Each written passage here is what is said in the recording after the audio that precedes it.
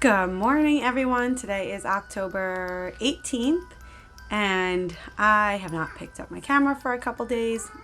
Really, it was only one day that I missed, but I just needed to take a day off yesterday and relax after the day at Rhinebeck. Rhinebeck was great. We drove up, left a little later than I would have liked, but not that late. By the time we got there, the gates were probably just opening. We probably got there at like 9:10, and people were still arriving, but I had to do some preparations. So I came up in my pajamas.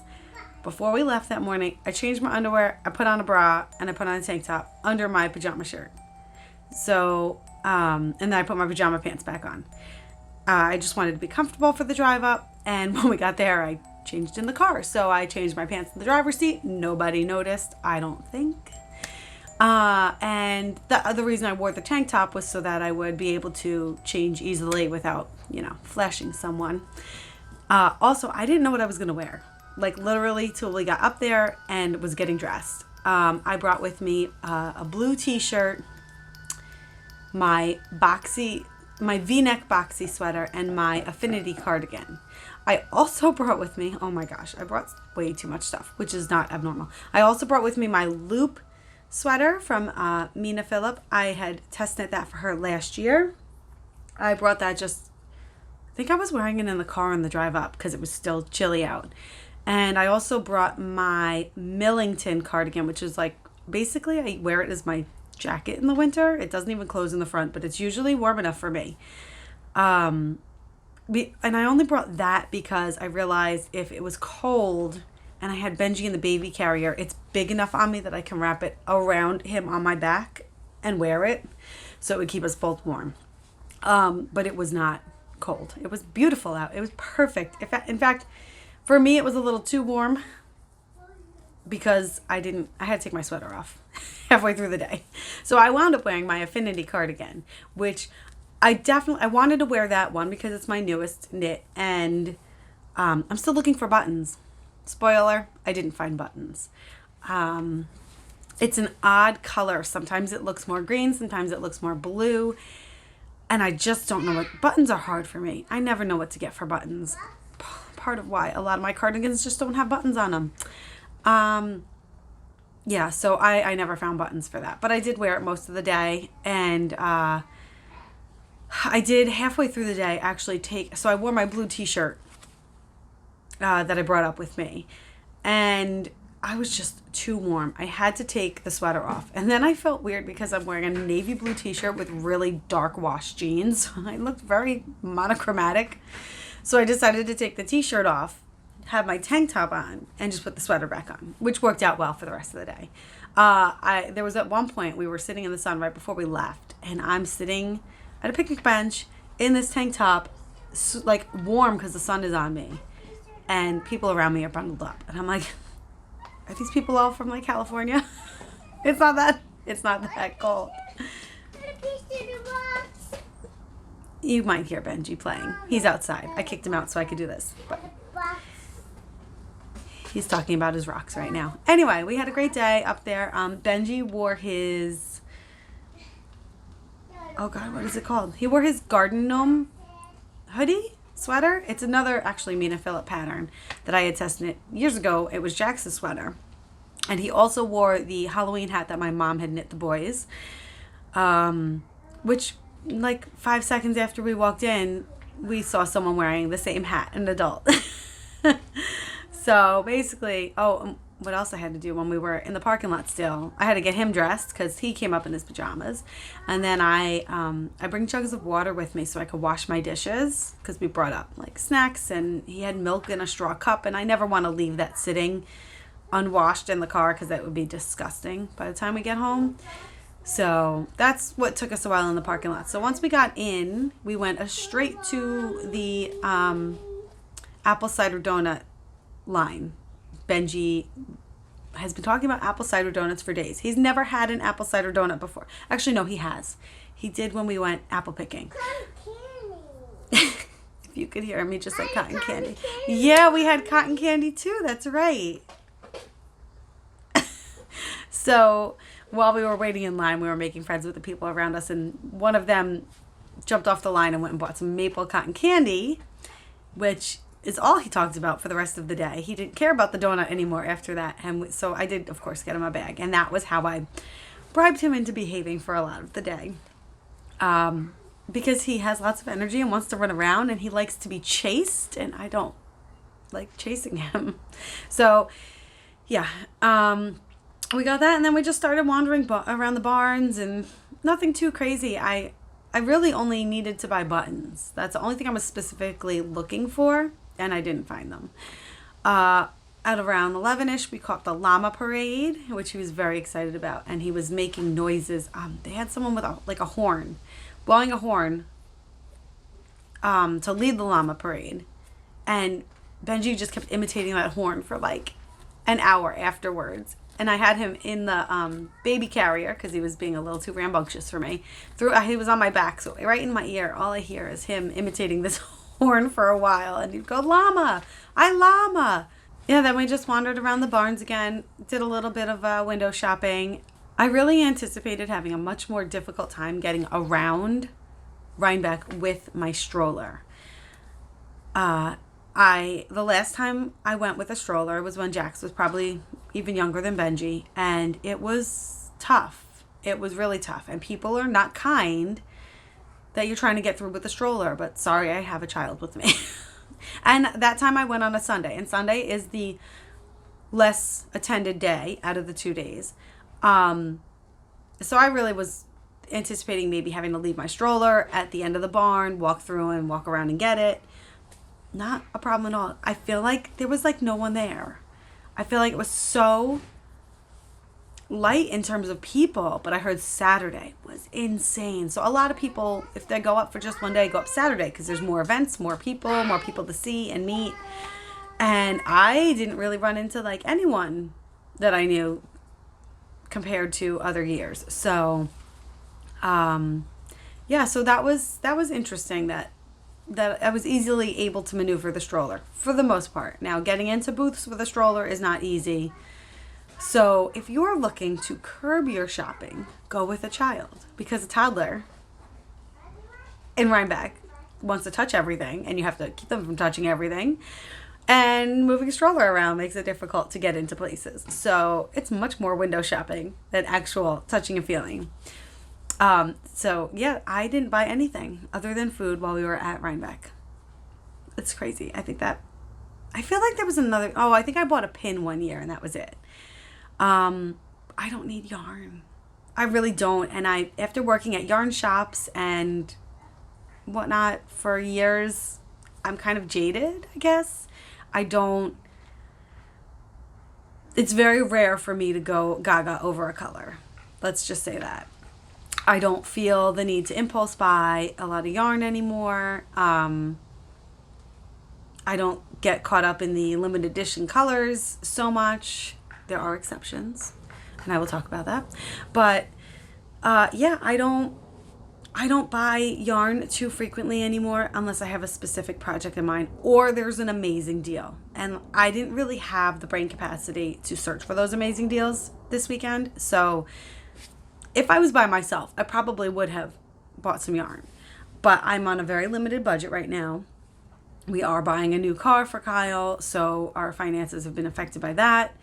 And I'm just really conscious of it. And I'm kind of like a budget nerd. I really am on top of the budget and allotting money for certain things. And in my personal spending budget, I only have like $65. It might be 90. I can't remember if I added for this month yet. But I don't have a lot of money to spend, and I'm really conscious of what I'm spending or what I'm going to get with that money. So there was a leather maker, and I'm a vegetarian. I don't generally buy leather products.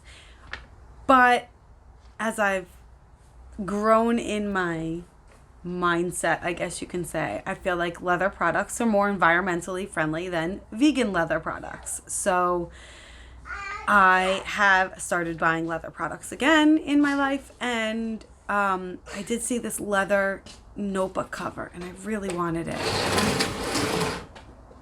Yes, sir. Mommy. Yeah. I got a cotton candy. Oh, you want to say? What did you have at the festival? I want a cotton candy. You like the cotton candy? Did you eat it all? Yes. Yeah. Did you have fun at the festival? Yeah. What did you do there? Apple cider, a cotton candy. Apple cider. You had apple cider? Yep. A cotton candy. Apple cider donut. Oh. Right? A cotton candy. And cotton candy. That's all he talked about. What was your favorite part? Did you see animals? Yep. What animals did you see? Meh. What animal is that? Was that a goat? Yeah. Can you say goat? Goat. What other animals did you see? Llama. Llamas. What else? A black llama. A black llama? Yep. What else? Oh, thank you for the hug. Did you see sheep? Yeah. Did you see bunnies? Yep. Did you see a cow? Yep. The ice cream stand had a big cow statue. And did you roll down the hill? Did you run down the hill? Did you play in the leaves? Yeah. Did you love all that? Do you want to go again? Okay. You want to go play outside now? Nope. What? Can I finish over here? No. Oh, you going to sit with me while I finish? Nope. No? Okay. I think we'll have a partner for a little while here, I guess. Okay, so anyway, we had the, that notebook cover. It was like $36. So it's not insanely expensive, but all I kept thinking was if I spend this $36, there's something else that I want that I can't get. So I didn't wind up going back to get it. Yeah, that was okay by me. Yeah, so then we wandered around and we went into the building that has a lot of the demonstrations? I don't even know. There's like food vendors, almost like a indoor farmer's market, I guess. And then there was also the sheep to shawl. So that's where they take a fleece. I think it's already cleaned at that point. But they take raw fiber, spin it, and weave it all into I think there's a certain dimensions that this, like a wrap, or well, I guess it's technically a shawl, a rectangular shawl, all in one day. So I have seen a local woman named Michelle compete in this a couple of years ago, and they didn't win because theirs was, I think it came out too narrow that year. Sorry, now Benji is inside having some hot chocolate after a little mini meltdown. Yeah, the sheep to shawl. I knew one of the ladies who was participating, and her team actually won first place. So that was pretty exciting. And then while I was checking that out, I ran into a friend, Patty, from home, and we wandered around, looked at some of the entries for the different competitions. You can enter your knitwear and your yarn and your felting projects and your crochet, all these different things into to be judged by the judges. So those were pretty cool to see. And then we just kind of wandered around a lot. I went through the buildings. I did mean to buy, what was it? Fiber. I just looked at my yarn hutch. I am running low on fiber for Tour de Fleece next year, but I think I will hold off on that. I didn't really remember that I wanted to buy fiber until like halfway through the day, and by that point I'd already passed Loop Fiber Studio is one of my favorite places to get fiber from. It's like quick and easy, no prep, bullseye bumps. I totally didn't even think of it as I was wandering around. So maybe another time, maybe another festival, I'll get some. Maybe I'll get some at Long Island Fleece and Fiber in the spring. So I didn't get any fiber, but I really didn't look at any fiber. Then we wandered around. We went to the hill several times. Benji just loved to run up and down the hill, roll down the hill, play in the leaves. So that kind of gave him time to get his energy out. He did fall asleep finally at one point in the stroller. Yeah, I ran into, I think as I was heading to sit back on the hill again while he was napping, I ran into Vanessa from the Knitty Witch podcast, and that was cool to see her because I didn't think she was going to be there. I saw her. I saw Kristen from Voolenvine, and that's it. I didn't see anyone else I knew the whole day. And then turns out I had friends that were there, and I had no idea that they were there. So that was kind of weird that I didn't run into anyone that I knew that day. The one person that I really, really wanted to see was Madeline from the About Ewe podcast, and I didn't see her. And the reason I really wanted to see her is because she was here from Australia, and the chances of her being able to come to Rhinebeck again, or me to ever get to go to Australia, is pretty slim. I mean, maybe she'll come back for Rhinebeck. I don't know. I'm not speaking for her. But the chances of me going to Australia, and wherever she is in Australia, because I don't really know the geography of Australia, when am I ever going to have the chance to meet her again in person? So that one was my sad one, that I didn't run into her anywhere. And she was there. She was looking for me, and I was looking for her, but we didn't make any plans or anything. And I was at the hill in the middle of the day when usually people do meetups, but there really wasn't much going on the hill in the middle of the day. A few little clusters of people, but I didn't see too many people that I knew. So that's okay. But yeah, so we wandered around some more. We got a pretzel. There was a pretzel stand, and they had a giant picture of a pretzel, and Benji wanted a pretzel. So we got a pretzel at the end of the day. And as soon as we walked up, he was like, mustard, mustard. He has this newfound love of mustard. So we got mustard on his pretzel, and he was happy as can be. I ate most of the pretzel though.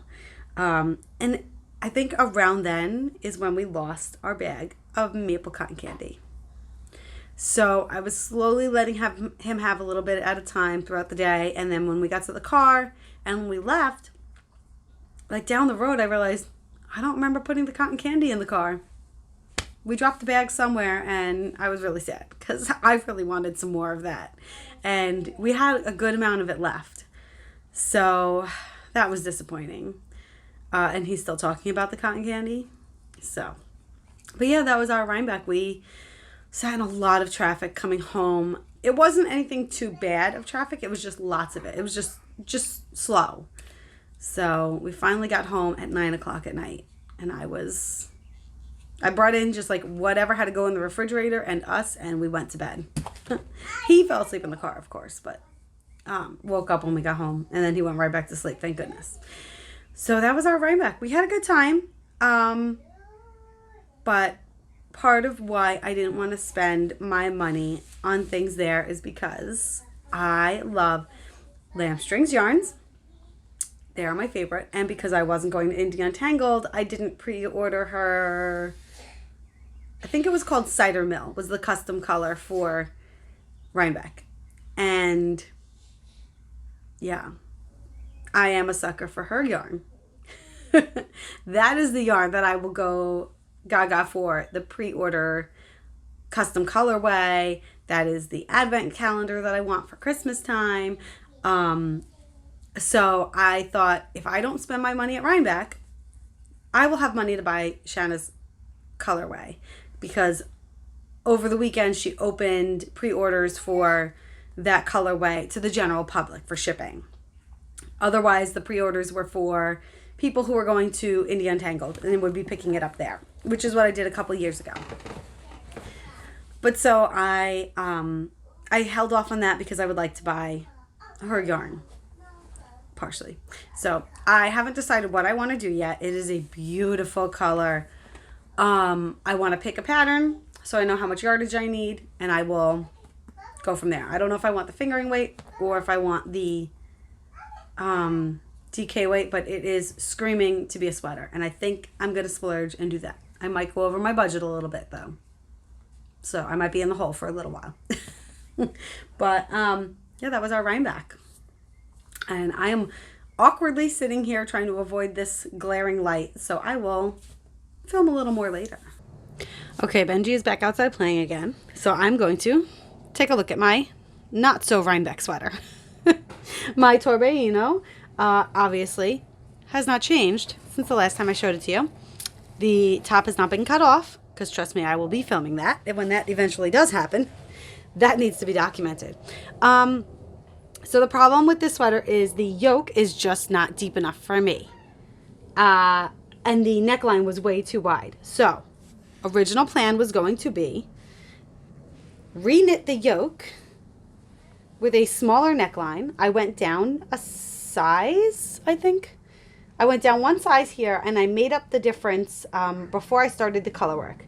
And then in the color work, what I decided to do was also, because my gauge is really tight here compared to the body of the sweater, what I decided to do was double wrap each of my contrast colors, because it's you slip the main color and then knit one with the contrast color, and that number changes throughout the pattern, how many you slip. So I decided to double wrap, so it's almost like I did a yarn over, or I wrapped twice in my doing that one stitch to loosen it up, and it makes the stitches much bigger. I'm very tight with this kind of knitting. I feel like these, no matter how much I tried to keep it loose, it was tight. Look how tiny these stitches are compared to these ones.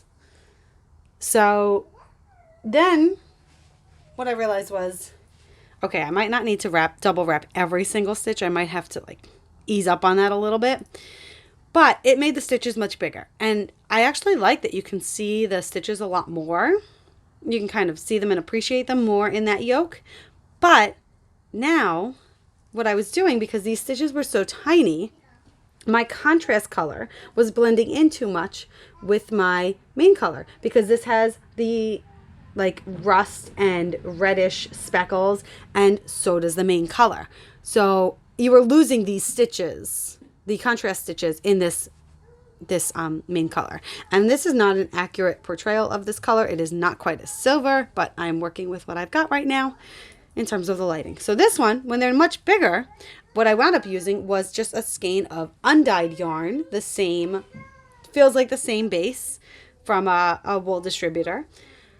And now I don't love it, because it's like so white looking compared to my contrast color, which is not speckles on a natural base. It's speckles on a dyed base. So I think I'm ripping this out again. So that will be, this is number 2 that I've done. This is number 3. I'm going to rip back and start again, because I did this little swatch real quick this morning when I discovered this color difference, when my brain was somewhat awake. This is it, the same thing with the actual contrast color. You can see it so much better when I did them looser. And I feel like those stitches might even out as I like pull on the fabric. They might not. I might do every other stitch with the double wrap just to tighten it up a little bit. But I like it so much better. I can see the contrast color. So it doesn't show so much on the camera right now. But this one's very bright and this one's a little more muted. And I think I'm ripping and I'm going to start using this color again. Ugh. So that is where I'm at with this. But yeah, I didn't get very far. I don't think I even started the contrast color. I might have started the contrast color the other day. And there was just too much to do. And Benji was not cooperating and going to sleep on time for me. So I didn't get as much done as I wanted to. But that's okay. It is what it is. Actually, this probably would have been a great sweater to wear that day, because it's not a super warm sweater. The sleeves are cropped and the neckline is very open, but it is what it is. So this is what I've been working on and what I'm going to now rip out.